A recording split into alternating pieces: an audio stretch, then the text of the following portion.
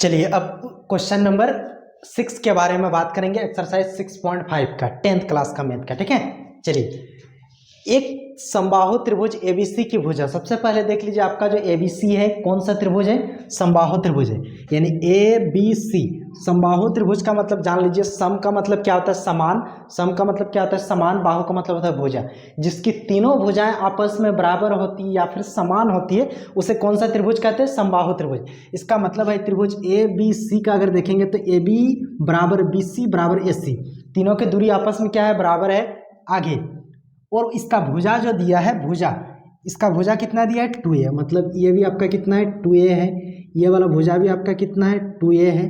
अगर बात करेंगे ये वाला भुजा भी आपका यहाँ से लेके यहाँ तक तो कितना है, 2a है। ठीक है, आगे उसके प्रत्येक शीर्षलंब की लंबाई ज्ञात कीजिए। आप इधर से भी शीर्षलंब खींच सकते हैं, इधर से भी शीर्षलंब खींच सकते हैं, इधर से भी, तीनों तरफ से आपको खींच सकते हैं। लेकिन एक तरफ से खींच के मैं इस क्वेश्चन में एक तरफ से खींचा हूं और फिर लिए उसका लंबाई ज्ञात करेंगे। ठीक है, सबसे पहले देखिए ये क्या किए ना, बीसी पर एडी लंब है। बीसी भुजा पर क्या लंब है, यानी एडी लंब क्या है, बीसी है।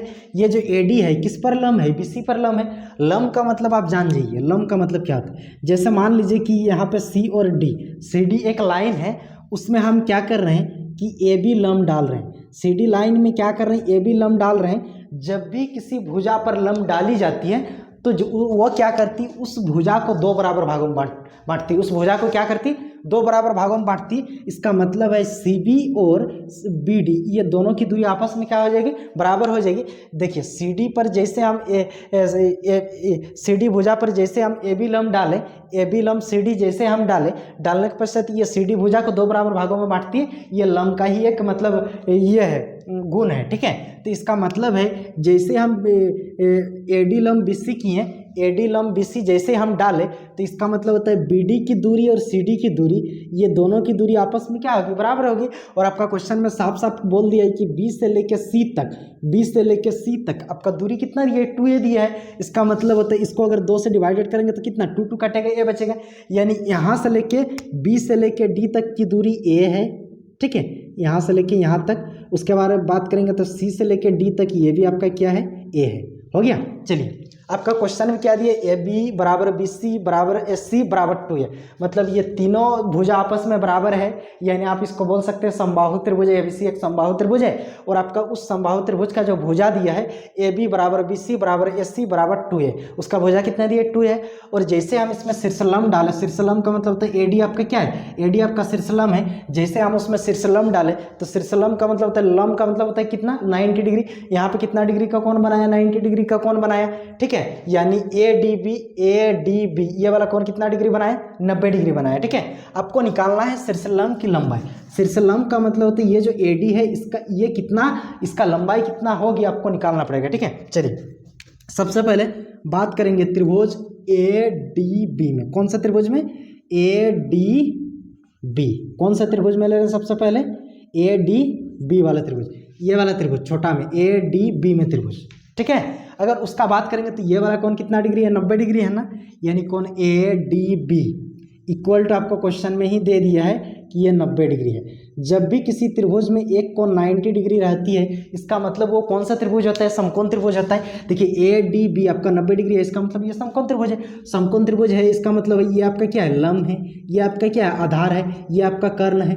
तो कर्ण स्क्वायर इक्वल टू आपका क्या आता है, लंब स्क्वायर प्लस आधार स्क्वायर। यानी वो वाला फार्मूला से इसको हम आसानी से बनाएंगे। एक बार लिख देते हैं, यानी कर्ण स्क्वायर इक्वल टू आपका क्या होता है, लंब का स्क्वायर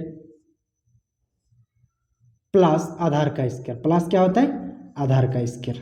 चलिए अगर बात करेंगे इसका कर्ण, तो कर्ण आपका क्या है, ए बी है।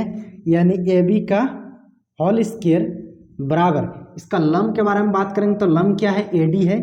यानी ए डी का होल स्क्वायर प्लस आधार के बारे में बात करेंगे तो क्या है, बी डी है। क्या है, बी डी है। ठीक है, चलिए अब अगर बात करेंगे तो आपको क्या निकालना है, ए डी निकालना है ना। आपको क्या निकालना है, ए डी निकालना है। तो यहाँ पे बी डी स्क्वायर आपका क्या होता है, प्लस में इधर आ जाएगा तो माइनस हो जाएगा।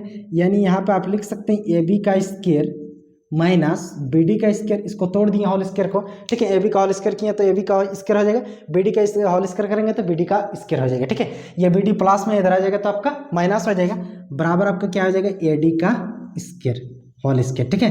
ये स्क्वायर में है, इधर आ जाएगा तो आपका क्या आ जाएगा रूट अंडर, क्योंकि इधर वर्गम रहेगा तो इधर क्या होता है वर्गमूल हो जाता है, जो आप पढ़ चुके हैं। तो आपका क्या आ जाएगा रूट अंडर ए बी का स्क्वायर माइनस बी डी का स्क्वायर बराबर ए डी, यानी रूट अंडर ए बी का स्क्वायर माइनस बी डी का स्क्वायर बराबर ए डी। अब ए बी का मान कितना है आप देख लीजिए, ए बी का मान कितना दिया 2a, कितना दिया 2a, तो भर दीजिए यहाँ पे आप भर सकते हैं 2a का होल स्क्वायर, और बी डी आपके पास कितना है, बी डी आपके पास कितना है a, ठीक है। तो ये a का होल स्क्वायर बराबर आपका क्या आ जाएगा ए डी। चलिए इसको आगे बनाते हैं यहाँ पे। अब देखिए 2a का होल स्क्वायर है, 2a का होल स्क्वायर है, इसका मतलब क्या होता है 2a का होल स्क्वायर है, इसका मतलब है कि गुना के रूप में 2a इंटू 2a कितना बार है 2 बार है, ये अंदर वाला चीज़ गुना के रूप में कितना बार है 2 बार है, तो 2 गुना 2, 2 को 2 के साथ गुना करेंगे तो 4, और a गुना a कितना हो जाएगा 4a इसके, ठीक है। यानी हम यहाँ पे लिख सकते हैं रूट अंडर ये आपका कितना आ गया 4a का स्क्वायर, ठीक है। उसके बाद a का होल स्क्वायर है, देखिए यहाँ पे a का होल स्क्वायर है, इसका मतलब क्या है कि a गुना a, तो इसको a स्क्वायर हो जाएगा, a गुना a मतलब 2 ठू, तो a स्क्वायर हो जाएगा, माइनस आपका क्या हो जाएगा a का होल स्क्वायर, ठीक है, बराबर आप क्या लिख सकते हैं a d, ठीक है।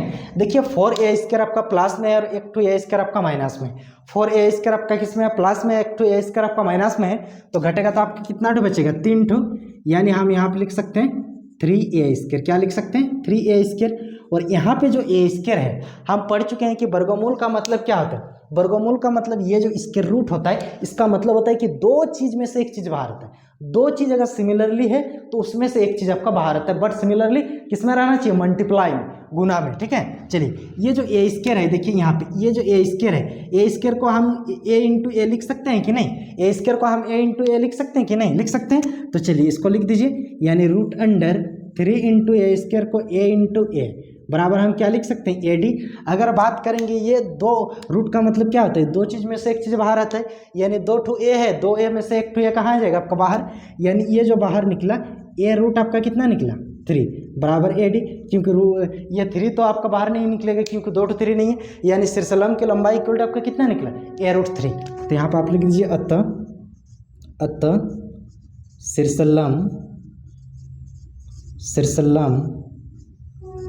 की लंबाई, यानी उसको आप ए डी भी कह सकते हैं, ये कितना निकला ए रूट 3, कितना निकला ए रूट 3।